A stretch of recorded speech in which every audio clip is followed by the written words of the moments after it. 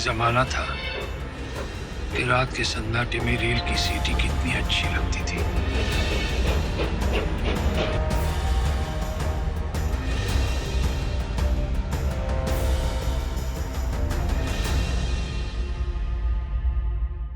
मैं क्योंकि छोटा था, जब देखते थे तो बड़ा मतलब आक्रोश भी होता था और बड़ा भय भी प्रतीत होता था, भाई ये हो क्या रहा है। तो समझ में आया कि ये हिंदू मुसलमान पाकिस्तान बन रहा है।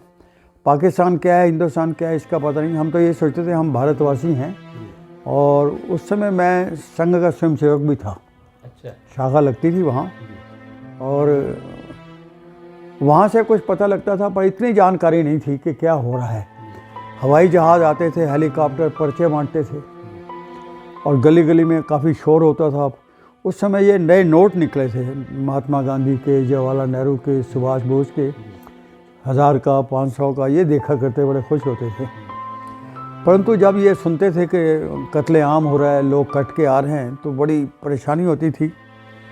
उस समय ज़्यादातर लोग जो थे ना, वो डिस्कस किया करते थे कैसे होगा। माताएं, बहनें, बुज़ुर्ग, हम क्योंकि छोटे थे तो हम खाली ओवर हेयर करते थे क्या हो रहा है।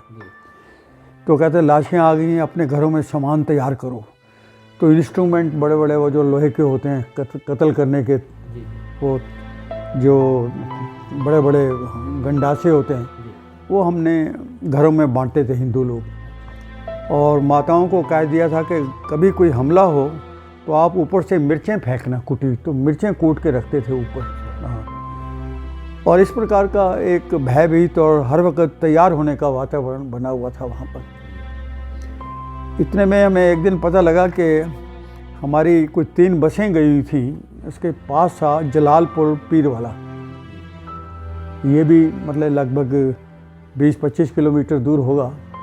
वहाँ हमारे बहुत सारे ब्राह्मण परिवार गए हुए थे, कोई डेथ हो गई थी, उनको मिलने या उनसे संवेदना व्यक्त करने। तो वहाँ से पता लगा कि हमारी तीनों की तीनों बसें जो वहाँ गई थी, उनको मुसलमानों ने रास्ते में रोक के काट छांट कर दी, सबको मार दिया है। 3 बसें जिसमें लगभग 150 लोग होंगे, उसमें से बच के केवल 3 लोग आए थे। एक तो बस के नीचे घसीट के आया था, एक छोटा बच्चा था, एक कोई और किसी तरह से बच गया था। 3 बसों में से 3 लोग बचे हुए आए थे, और इन्होंने सारी कहानी बताई कि उन्होंने जवान लड़कियों को अलग कर दिया, बाकियों को मार दिया, उसको उठा के ले गए। तो बहुत ही मतलब जिसको कहते हैं ना, गली गली में बहुत परेशान थे लोग कि ये क्या हो रहा है भैया, किस तरह से। और ये विशेष रूप से कहा कि जवान लड़कियों को उठा के ले गए हैं कि ये पता नहीं कि क्या होगा क्या नहीं होगा। आज तक उन लोगों का कुछ पता नहीं लगा, आज तक।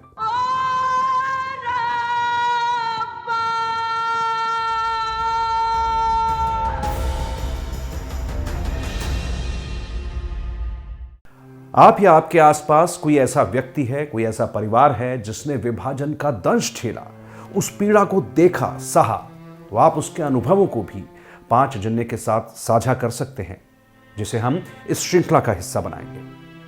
आप हमें हमारे ईमेल आईडी vkv.5janya@gmail पर संपर्क कर सकते हैं, उसके बारे में जानकारी दे सकते हैं, और अगर चाहें तो उनके वीडियो बनाकर इसी ईमेल आईडी पर भेज सकते हैं। ईमेल आईडी एक बार फिर देखिए, vkv.5janya@gmail.com।